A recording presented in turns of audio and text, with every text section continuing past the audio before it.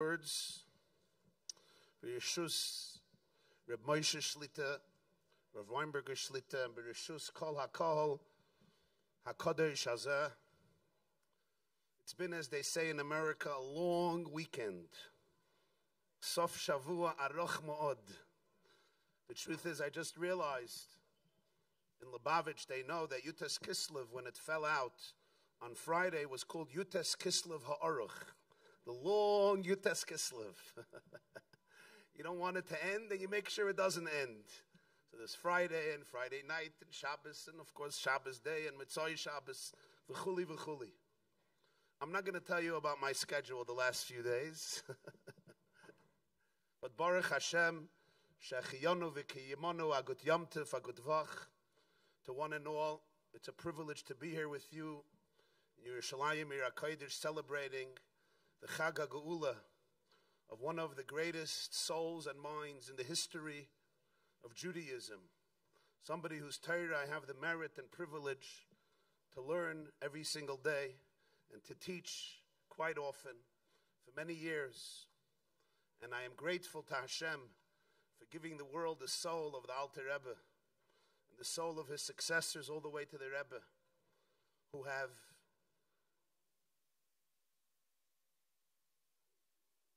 revealed to us the texture of reality in unprecedented ways, to be able to suck the marrow out of life and live every moment of life to the fullest with joy, bliss, ecstasy, and the experience of oneness while holding space for all the pain of brokenness. The Alter Rebbe, the Balatanya, Rabbi Shnei Zalman of Liadi, was liberated from imprisonment, Yutes Kislev Tov Kuf Nun Tes. That's 1798. The next year, Yutes Kislev Tov Kuf Samach, which means 1799, December 1799. Many Chassidim came to the place where he moved to, called Liadi, it's in Belarus, to celebrate with him. And that Yutes Kislev, the Alter Rebbe said a maimer.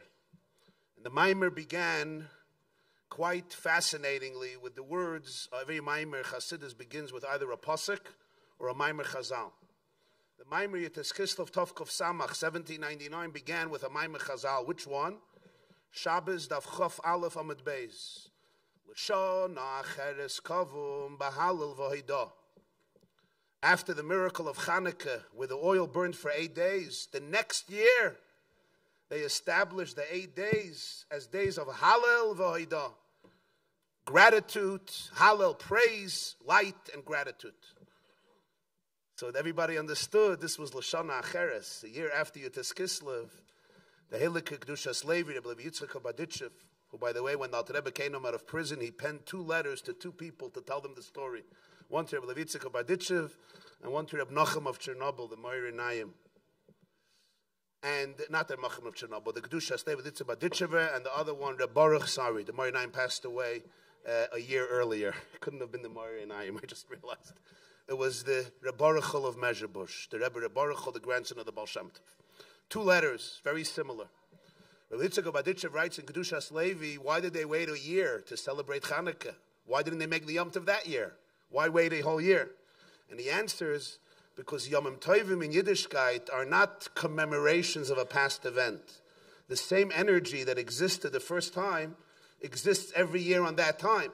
So when Hashem makes a holiday, Min HaTorah, there's no question. But when the Chachamim have to make a holiday, they don't know if that's what's going to happen.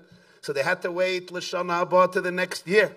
And when they felt in the atmosphere of the universe the same energy of Chanukah the year before, they knew, now we could make it L'Shana Haba Kavim. So the next year, Tov Kuf Samach, he said the Maimer L'Shana Haba Kavim, which means it became a kviyas of a Yom Tov, Ad Bias Goyal Tzedek V'Ad B'Chlal, the Gilui of Pnimiyas HaTorah, of the Nishmas HaTorah, of the soul of Torah, which is the soul of Klal Yisrael, which is the soul of Hashem, which is the soul of the universe, to be able to live with your soul, to be able to live with your Pnimiyas and Atzmiyas. That was the Maimer L'Shana Haba Kavim. It was a short Maimer. It's printed in a sefer called Maimarei Admor Hazaken HaKetzarim. But it's a short Maimer, I don't know, a half a page. You could probably learn it, not probably. I'm telling you could learn it for 90 years. You could learn the Maimer for 90 years. The Maimer said the first Yutes Kislev. I want to say one line from that Maimer. The Balatanya, the Balagul, Alter Rebbe says over there, he says something very interesting. He says, what is the greatest pleasure in life? People are always looking for pleasure, for bliss, right? Bachrim know it pretty well. They're looking for pleasure. You know, where's the next show in town? Where's the next show in town? Okay, Binyanei Oma, I'm here. People are looking for pleasure. People are looking for tainuk. But there's two types of bliss. There's one bliss that is a distraction from bliss, and there's a bliss that actually takes you to the frequency of bliss in the universe. The two can be very confusing, because the first one also looks like bliss, but it's a distraction from bliss. In other words, it's blissful long enough to distract you for a few minutes from your search for bliss. But you know right after that you're with a void, and you're on to the next piece of action.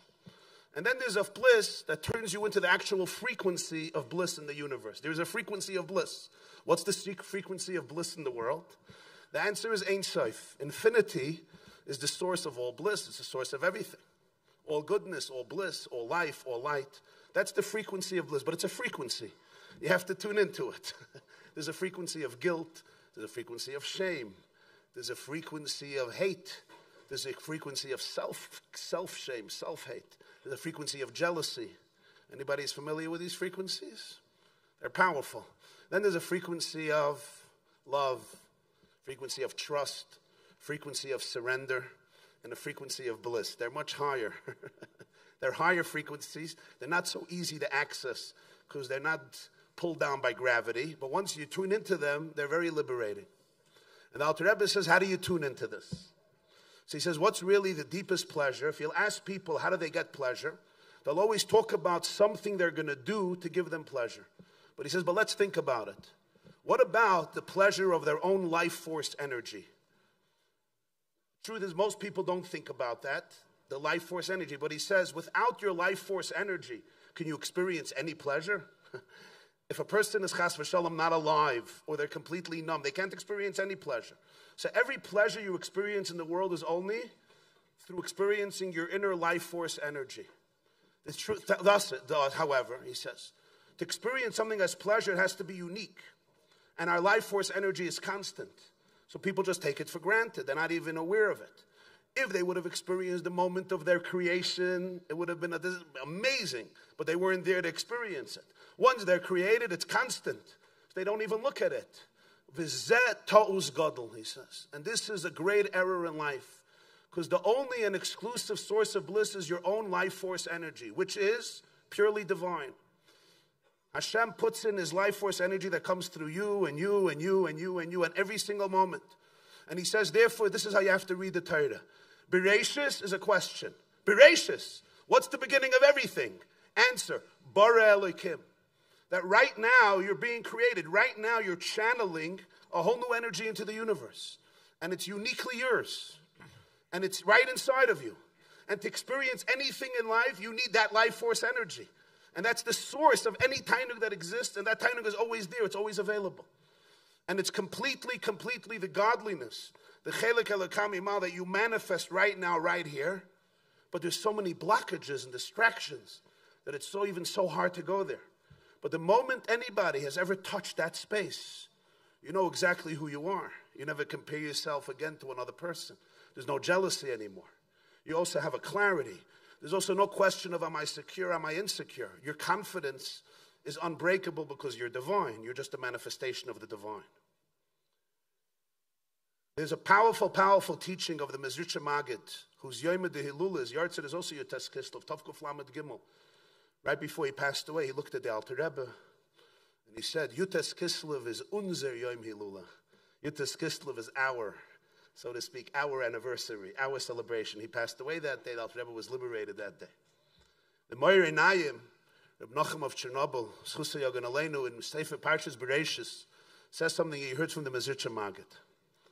One of the most beautiful teachings I've seen. You could probably write 3 books of psychology from those 6 lines in Moirei Nayim. I'll try to do it in 7 minutes.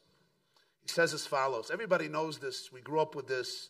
It's a Rashi in Parshas Vayeshev. It comes from Maseches Seita Daf Lamed Vav. It's also in Medrash and in Zohar. Vayavay habayis lasas malachtay. Yosef HaTzadik comes home to do his work. Ve'inish me'anshe habayis, there's nobody there.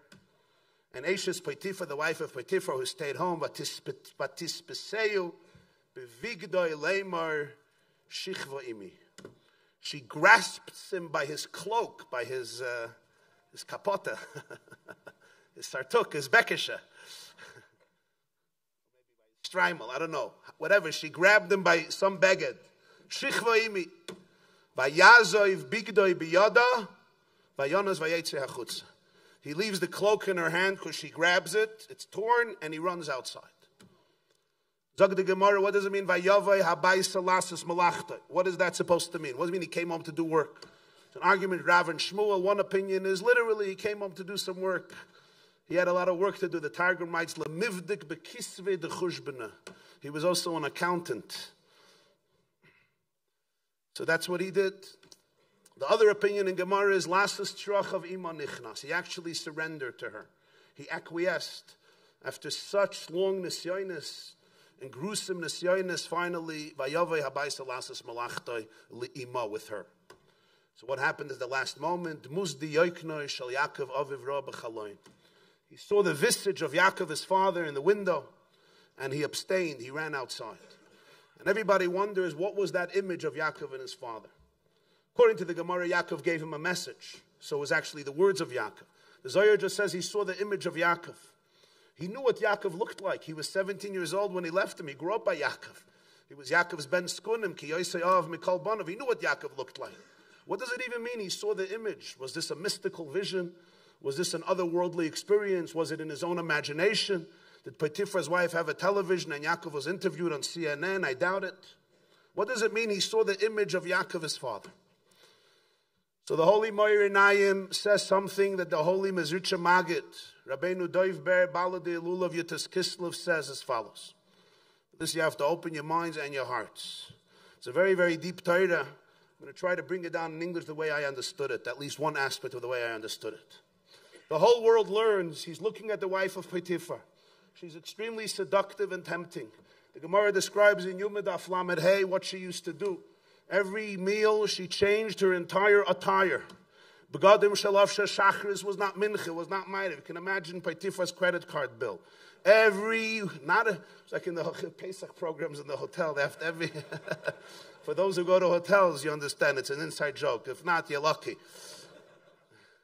For me, it's not a problem. I just wear this for 8 days straight. But for the Noshim Tzidkaniyas, it's a different ma'aseh.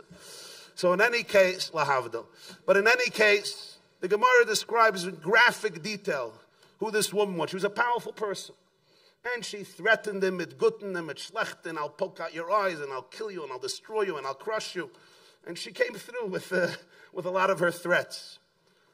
This was difficult. And he's looking at her and he surrenders. But then suddenly, somewhere he sees the image of Yaakov. Where? In a window. Bachaloin.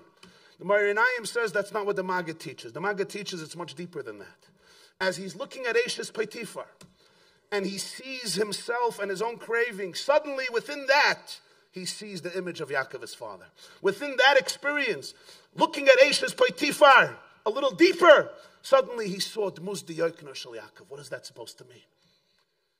Yosef was 17 years old, but he was Yosef HaTzadik. He was an aware young man. He had awareness. And he asked himself the question that every real person has to ask themselves. What am I looking for? Why do I want her? What is in this person that I'm searching for? There's a search, there's a yearning.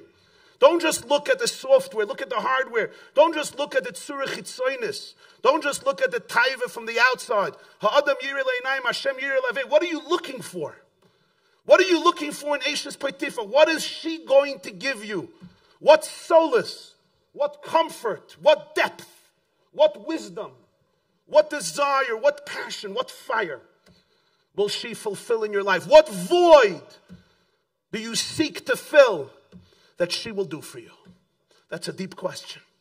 Yosef asked himself that question. And you know what his answer was? His answer was, I'm looking for tiferes. I'm looking for beauty. I'm looking for harmony. I'm looking for something to enrich my life. Diversity, colorfulness, passion. I want something interesting. I'm a slave in this crazy country, all alone in the world. I want color in my life. Who doesn't want color in their life? I want excitement. I want zest. I want zest. I want passion. I want colorfulness. I want chiyus, animation, vitality, energy. That's my quest. Tiferes. Tiferes is beauty, harmony. It's also diversity. It's also compassion. It's also empathy. And the wife of Potiphar was promising to deliver this. And then Yosef looks to himself, wait, am I really going to get Tiferes from this woman? She's married. 5 minutes later, this is a top secret. It's all over. It's a game. Yosef asks himself, what is the source of Tiferes in the world? Who embodies the origin of Tiferes in the world? Who? Yaakov Avinu. So imagine you're at a smorgasbord of the most gorgeous wedding in Yerushalayim. You know those smorgasbords? The smorgasbord itself cost $180,000. I have been by those. Just the smorgasbord. The sushi itself is whatever, more than most people's salary for a year. And there's all this amazing food, and then you go to the garbage, and you look for the bones, and you look for something that somebody threw out. You know, the piece of sushi they threw out. Yosef says, I don't understand. I'm going to go to the psilus of Tiferes. I'm going to go to the Tiferes the way it came down to the wife of Potiphar, which doesn't even have anything with me. I can go to the source of Tiferes. I have a father. As he looks at Potiphar's wife, he says, what am I looking for? I'm looking for Yaakov. I'm not looking for Eshes Potiphar. I'm looking for Yaakov. I'm looking for Midas HaTiferes. I'm looking for my inner divine beauty. She can't give you your inner divine beauty. Nobody can give you your inner divine beauty. No crush in the world. No addiction in the world. No craving in the world. No distraction in the world can ever fill the void of you needing to feel the experience of your life force, your energy. As the Alter Rebbe says, Hatainug hayoyser gadol. Bereishis bare Elokim, your life energy. And then you're never bored with yourself. I once heard from Dr. Twersky, the famous psychiatrist from Pittsburgh, Dr. Abram of Rabbi Avram Yeshua Heschel Twersky. He said it in public. He said the doctor once told him that he needs to go to a spa and stay in the bath, a hot bath for 30 minutes. So he's Mekayim the mitzvah, l'shem yichud, he goes into the spa. He asks the attendant over there, can you give me a newspaper? He says, no, you can't have a newspaper. Could you give me a book? No. Could you give me a phone? No, garnished. That you have to stay in the bath yourself. So he said, for the first 2 minutes, it was wonderful. You know, it was like a hot bath, a nice sauna. But after 3 minutes, he said, I became miserable. I didn't have what to do with myself. And then he realized, I am so bored with myself. And he realized, I am the most boring person to myself in the whole world. Give me anything. Give me a paper. Give me another person. Give me a telephone. Give me anything. Just don't give me me. The aside of the whole chassidus is, can you discover your own life force energy? Because there's nothing more exciting in the world. How do I know there's nothing more exciting? Because God decided right now to manifest His infinity through you. Bereishis bara Elokim. When Yosef understood this, he's like, he suddenly realized what he's really searching for. I'm not going to confine it to this limiting addiction, which is not even going to satisfy me for more than a few moments. I can have chutza, infinite tiferes. If I could take this Moirei Einayim one step further and use contemporary terms, I would say this. You know what Yosef really realized? He realized he wasn't looking for the wife of Potiphar. He was looking what most Bachrim are looking for when we go for so many different distractions, kosher ones and unkosher ones. And you know what it is? The Muzdi Yokna Shal Yaakov. Yosef realized he's looking for his father. He's looking for attachment with his father. He's looking to heal attachment wounds. Because when a person doesn't really feel attached, loy toiv heyos ha'adam levadai. He's looking for Yaakov Aviv. Thank God, Yosef had attachment with his father.